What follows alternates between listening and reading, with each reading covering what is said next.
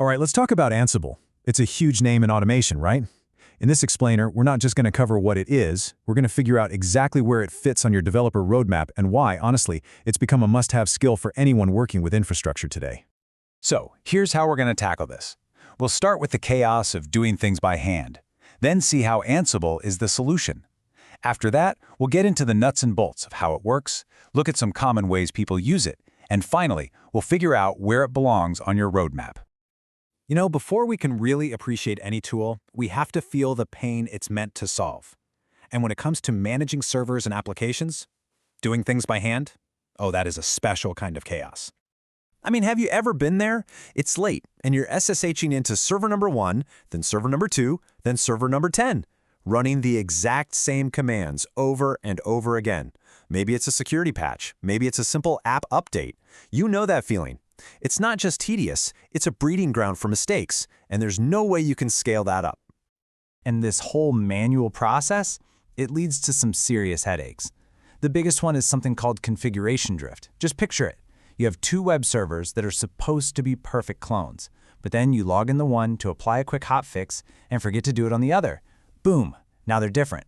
And that's how you get those mysterious bugs that only happen on one machine.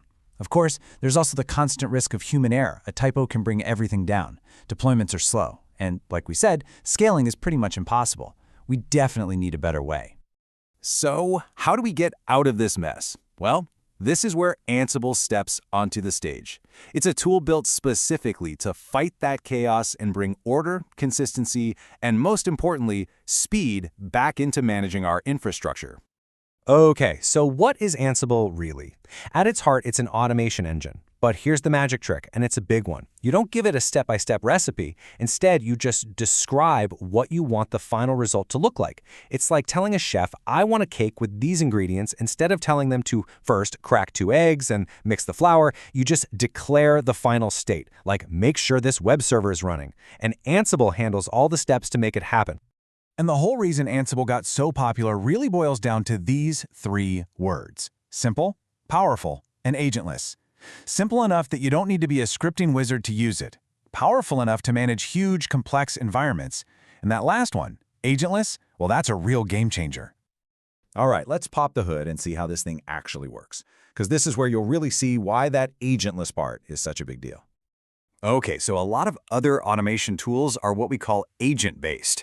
That means you have to install some special piece of software, an agent, on every single machine you want to manage. And you have to keep it updated, make sure it's secure. It's a whole other thing to worry about. But Ansible, it's agentless. It just uses SSH to talk to your servers. You know, the same standard secure tool you're probably already using to log in. That means there's nothing extra to install on your servers. Nothing.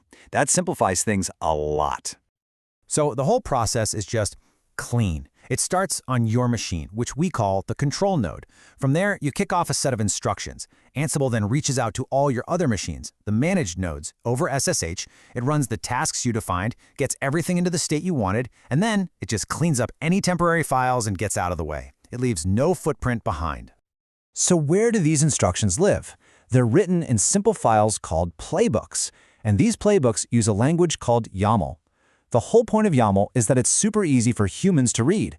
Seriously, it looks more like a simple config file or a to-do list than some complicated programming script. Let's actually look at one. Even if you've never seen this before, you can probably guess what it does. First, we say which machines to run this on, our web servers. Then, under tasks, we give it a name, install Apache 2. We tell it which tool to use, in this case the apt module for packages. But look at that last line, state latest. This is the core of Ansible.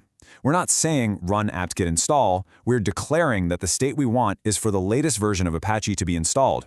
If it's already there, Ansible just checks and moves on. If it's an old version, it updates it. This is powerful because it's idempotent. You can run it 100 times and you'll always get the same result. And because it's just a text file, you can check this into Git, have your team review it, your infrastructure is now code. Okay, so this model is simple, but it's also incredibly powerful. So what are people actually doing with it out there in the real world? Let's check out some of the most common use cases. Ansible is like a Swiss Army knife for your infrastructure. You can use it for configuration management, making sure hundreds of servers are all identical, which kills that configuration drift problem we talked about. You can use it for application deployment, pushing out your new code reliably every single time. You can even use it for provisioning, spinning up new cloud servers or network gear. And of course, a huge one is security and compliance, rolling out patches across your entire fleet. A great example is how NASA uses it. They took security patching tasks that used to take over an hour, and with Ansible got them down to just 5 minutes. That's the kind of scale we're talking about. All right, now let's place Ansible on your roadmap. Because knowing what a tool does is one thing, but understanding where it fits in the entire DevOps toolchain, that's where the real clarity comes from. One of the biggest points of confusion for people is Ansible versus Terraform. When do I use which? But the thing is, it's not really a versus situation. They're partners. This analogy nails it. Terraform builds the house. It provisions the raw infrastructure, the servers, the networks, the databases. It gives you the empty rooms. Then Ansible comes in to furnish the house. It installs the software, sets up the users, deploys your application. It makes the house livable. So if we look at a typical CI/CD pipeline, you can see exactly where they both fit. A developer commits code to Git. A tool like Jenkins builds and tests it. Then Terraform might step in to spin up all the necessary servers. And once those servers exist, what's the last step? Ansible takes over to configure everything and deploy the actual application. They work together, hand in glove. So think of this as a checkpoint on your developer journey. The main takeaway here is that mastering automation isn't just a nice-to-have skill anymore. It's absolutely essential. It doesn't matter if you're a developer or a sysadmin, being able to manage systems reliably and at scale is a core competency now. So as we wrap this up, I want to leave you with a question to think about. What's that one repetitive, annoying task in your workflow that you could automate first? Seriously, the best way to learn a tool like Ansible is to pick a real problem. Think about that one thing you do manually that drives you crazy, setting up your local dev environment, deploying your personal website, whatever it is. That's your starting point. This is Developer Roadmaps. Map your path, build your career.